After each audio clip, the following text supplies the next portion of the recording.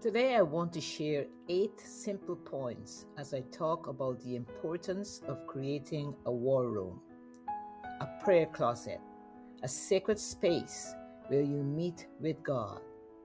This isn't about religion, it is about relationship. This is about strengthening your faith. This is about learning to fight from a place of victory. One of the first things a war room does is it helps you to create focus.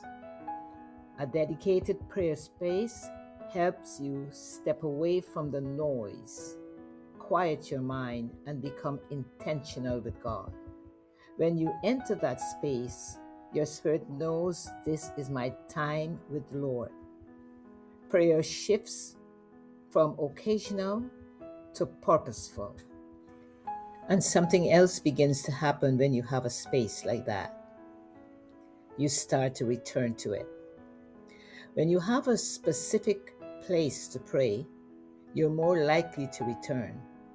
Prayer becomes a habit, not just a reaction to trouble. A war room helps you pray before the battle, not just during it.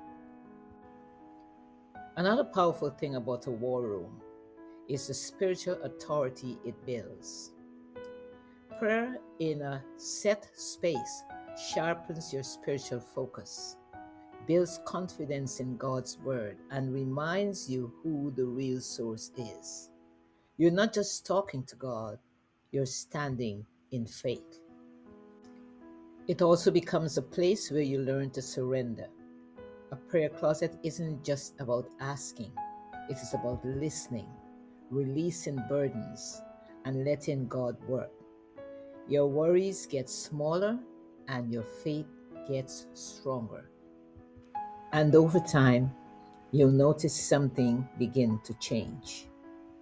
You start responding differently.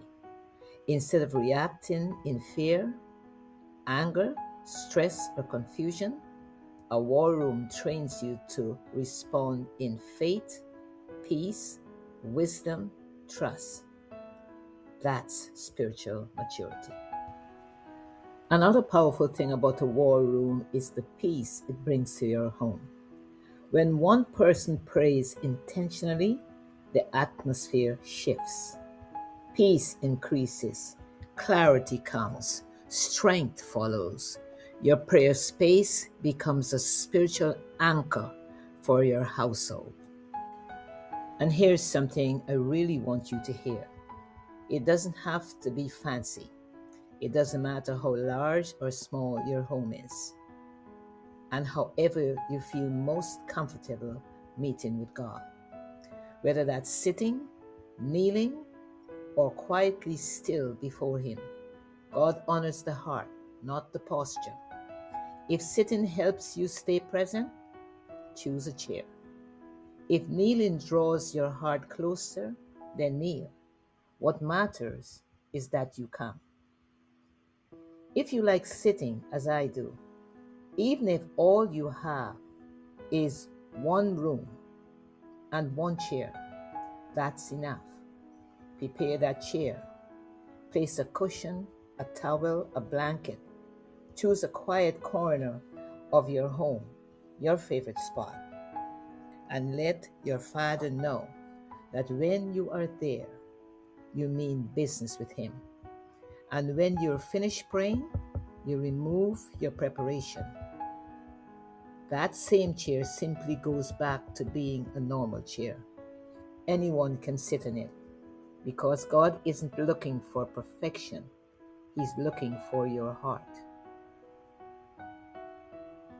There is no excuse for not having a war room. If you have a chair, you have a prayer space. And this is where it all comes together. This is about relationship, not ritual. The goal is not routine, the goal is connection. A prayer closet isn't something you check off.